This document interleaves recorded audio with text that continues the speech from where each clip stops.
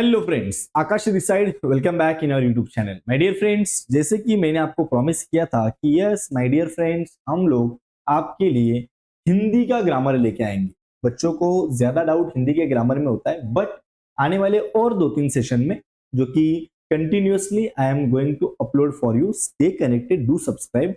अभी मेरे पास यहाँ पे मार्च 2024 का क्वेश्चन पेपर है, जिसका व्याकरण का सॉल्यूशन मैं आपके पास अपलोड कर रहा हूं, आपके लिए अपलोड कर रहा हूं। माय डियर फ्रेंड्स, आप सबको पता होगा व्याकरण में अपने पास काल परिवर्तन, अलंकार, रस पहचानो, फिर मुहावरे एंड वाक्य शुद्ध कर कर लिखिए। राइट, ये पार्ट आता है हर में से, हर एक क्वेश्चन में से 4 में से आपको 2 अटेम्प्ट करने। It will be completely simple for you. हम तो अटेम्प्ट चारों करेंगे और हम लोग ये 10 मार्क्स कंफर्म कंफर्म और कंफर्म ही करेंगे। सो माय डियर फ्रेंड्स, अभी हम लोग ये व्याकरण वाला पार्ट अटेम्प्ट कर रहे हैं। डू सब्सक्राइब, बेल आइकॉन को प्रेस कीजिएगा। अगला सेशन भी आपके लिए अपलोड होगा एंड बहुत ज्यादा वाला कंटेंट है नहीं, लिमिटेड है। मैं आपको बताना चाहूंगा कि 80 to 70 to 80% content, all the part of grammar तो आपका इधर ही कवर हो जाएगा।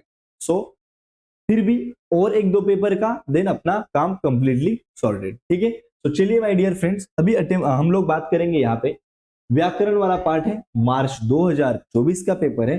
पहला क्वेश्चन आपको यहाँ पे मिलेगा, काल परिवर्तन कीजिए। ठीक है, अभी यहाँ पे मैंने पढ़ लिख कर नौकरी करने लगा, पूर्ण भूतकाल में आपको इसको चेंज करना है। The answer will be like this, यहाँ पे आपको आंसर भी मिलेगा। सो मैं पढ़ लिख कर नौकरी करने लगा, ये पूर्ण भूतकाल में आपको चेंज करना है। तो भूतकाल मतलब बराबर पहले जो होके गया है उसकी बात हो रही है। तो देखिए, मैं पढ़ लिख कर नौकरी करने लगा था, राइट, जो कि होके गया।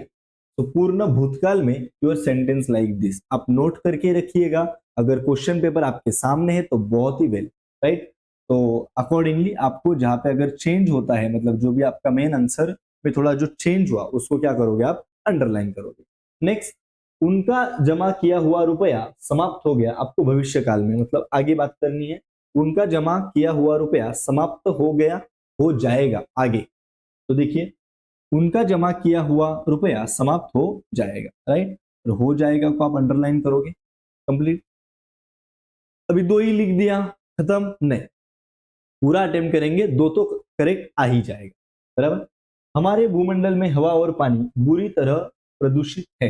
वर्तमान काल में बेटा आपको इसको कंप्लीट लिखना है, अपूर्ण वर्तमान काल होना चाहिए। तो वो कैसा दिखता है, देखिए बेटा, हमारे भूमंडल में हवा और पानी बुरी तरह प्रदूषित हो रही है, वर्तमान काल चल रहा है, तो वो चीज हो जाएगा।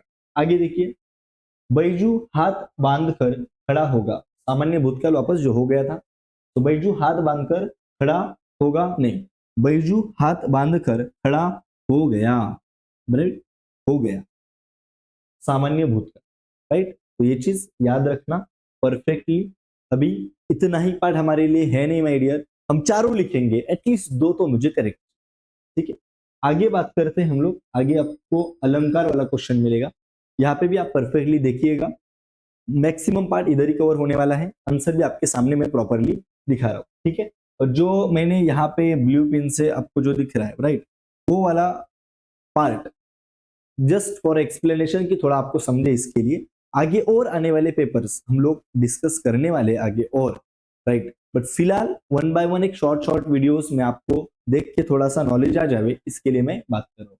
चलिए बात करते हैं बेटा। देखो यहाँ पे जो पोएम्स होंगी वो शायद से थोड़ी सी डिफिकल्ट वगैरह रीड करने के लिए होगी, बट अपने पास थोड़े से ट्रिक्स है जो कि वो आप अगर आप अप्लाई करते हो तो भी आपका काम सिंपल हो सकता है। तो देखिए, अलंकार पहचानना है। पहला उन्होंने क्या लिखा, उधो मेरा हृदय तल था एक उद्यान न्यारा, शोभा देती अमित उसमें कल्पना क्यारिया की।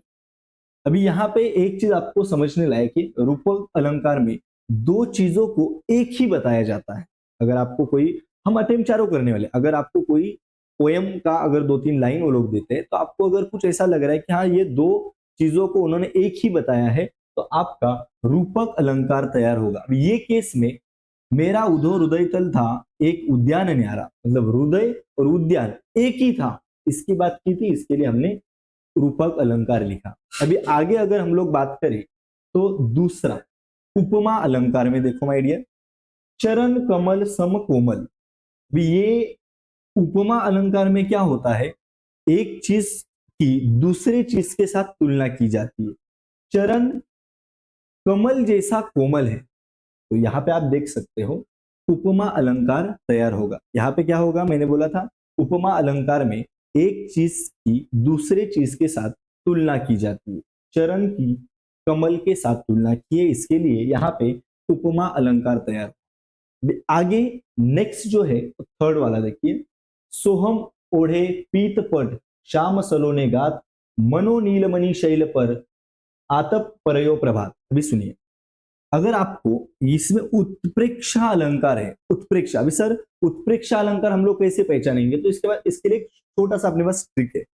मानो, जानो, जनु, मनु, अगर ऐसे कुछ वर्ड्स आपके वो पोएम के लाइंस में है तो आपके ये पोएम के लाइंस में या फिर ये केस में उत्प्रेक्षा अलंकार तैयार होता है, बराबर। अब ये सेंटेंस में अगर आप देख पाओ यहाँ पे मानो, मनो, राइट, और जानो हो, जनु, मनु, ऐसे कुछ अगर वर्ड्स है तो आप आंख बंद करके आप उत्प्रेक्षा अलंकार लिख सकते। नेक्स्ट यहाँ पे बात करेंगे, भले ही दो लिखने हैं बट हम लोग दो लिख के शांत नहीं बैठेंगे, हमको पूरा वो चारों क्वेश्चन अटेम्प्ट करने हैं। तो यहाँ पे अभी नेक्स्ट आप देख सकते हो, अब ये है अतिशयोक्ति अलंकार। अगर ये फोर्थ सेंटेंस आप प्रॉपरली पढ़ोगे, पत्रा ही तिथि पाइये वा घर के चौपास नीत प्रति पुण्य रहियो आनंद ओ उजास।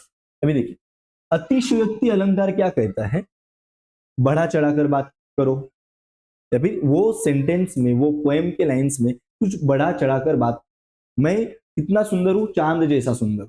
अगर आप खुद के लिए भी बात करो, मेरा दिल आकाश कितना बड़ा है, ये बढ़ा चढ़ाकर बात करने लायक सेंटेंस होते हैं। अभी ये जो पोएम है, राइट, ये जो पोएम के लाइंस है, ये लाइंस में पोएट ने कहा है, कवि ने कहा कि मेरा चेहरा पूनम की चांद की तरह सुंदर है। तो ये केस में यू कैन इजीली से अतिशयोक्ति अलंकार तैयार हो, राइट। ये ऐसे हमने अलंकार के क्वेश्चन यहाँ पे डिस्कस किए फॉर मार्च 2024 का पेपर। अभी हम लोग आगे बात करते हैं माय डियर। आगे क्वेश्चन होता है रस पहचानो का। यहाँ पे भी 4 दिए जाएंगे, 2 लिखना है, बराबर, बट हम लोग चारों अटेम्प्ट कर रहे हैं, आपको जस्ट खाली एक रस पहचानना है, बराबर। तो ये केस में देखो, अभी यहाँ पे जो जो है उसके लिए मैंने आगे थोड़ा एक्सप्लेनेशन आपको दिया है, सो दैट आपको अगर इसमें से कोई आए तो आप लिख पाओ। अभी देखो इसमें रौद्र रस पहले केस में कैसे पहचानना होता है, अपराध, विवाद या फिर क्रोध की भावनाओं, ये पढ़ोगे तो आपको पता चल जाएगा। कहा कैकेयी ने सक्रोध दूर हट निर्बोध, तो यहाँ पे क्रोध की भावना है, रौद्र रस तैयार हुआ। आगे सिर पर बैठो कागा आखी दो खात खींचही जी बही सियार अति ही आनंद पूर धारत गीद झांग के मांस खोदी खोदी खात उचारत है। ये पहचानने के लिए, भी सेंटेंस कोई भी रहने दो, ये पहचानने के लिए विभत्स रस क्या कहलाता है, विभत्स रस कोई सेंटेंस कोई पोएम का लाइंस पढ़ने में अगर आपको गंदा लगे, घृणा जैसा लगे, मतलब वो सेंटेंस पढ़ते ही आपके मन में एक गंदगी जैसा अगर भाव आता है, तो वो केस में विभत्स रस तैयार होता है। तो ये चीज याद रखना, ये लाइंस अगर आप पढ़ोगे तो कुछ आपको वो समझ में आ जाएगा। अभी आगे अगर मैं बात करूं 3 राम के निहारती जानकी, राम के रूप निहारते जानकी, श्रृंगार रस क्या कहलाता है, स्त्री पुरुष के प्रेम का भाव अगर वो पोएम के सेंटेंस में हो, वो लाइंस में अगर आपको स्त्री पुरुष के प्रेम का भाव दिखे तो श्रृंगार रस तैयार होता है। अभी ये केस में आपको इजीली पता चल जाएगा, राम के रूप निहारती जानकी कंकन के नग की परछाई, यहाँ पे राम और सीता, राइट, राम जानकी, इनका उन्होंने वर्णन दिया है, तो यहाँ पे आप आराम से श्रृंगार रस लिख सकते। अभी अगर मैं आगे बात करूं शांत रस, शांत रस जो कि ये 4th सेंटेंस में माटी कहे कुंभार से तू क्या रौंदे मोहे एक दिन ऐसा आएगा मैं रौंदगी तुझे। देखिए शांत रस वो सेंटेंस पढ़ के आपके मन में एक मन तृप्त होने का भाव अगर आपको आता है तो यू कैन इजीली से वहां पे वो शांत से, वहां पे कोई क्रोध की भावना वगैरह नहीं होती, वो सेंटेंस अपने आप में ही बहुत अच्छा पढ़ने के लिए लगता है, तो वहां पे आप शांत रस लिख सकते हैं। ये केस में मैंने आपको बताया कि आप कैसे रस पहचानो ये वाला क्वेश्चन अटेम्प्ट कर सकते हो। मैंने जैसे कहा आप पूरा चारों के चारों क्वेश्चंस को अटेम्प्ट करना है, सो दैट आपके एटलीस्ट दो जो कि उनको चाहिए वो करेक्ट आ जाए। अभी मैं आगे बात करूं तो आगे दो क्वेश्चन बहुत ही सिंपल बन जाते हैं कि आपको मुहावरे का अर्थ लिखना है। मैंने जानबूझकर ये मुहावरों का अर्थ का या फिर मुहावरे का सॉरी वाक्य में प्रयोग नहीं किया, बट आप करोगे वो भी बहुत सिंपल होता है। बट हमको फिलहाल क्या करना है, मुहावरे का अर्थ जान बख्शना। जान बख्शना का होता है जीवन दान देना, बराबर। जैसे कि बाघ ने हिरण को देखकर उसको छोड़ दिया और उसकी जान बख्श दी, मतलब ऐसा आप सेंटेंस में उसको यूज कर सकते हो, दैट यू नो ऑलरेडी। फलीभूत होना का अर्थ होता है परिणाम निकल आना। शक्ल पर 12 बजना तो उसका अर्थ होता है अधिक परेशान या चिंतित होना।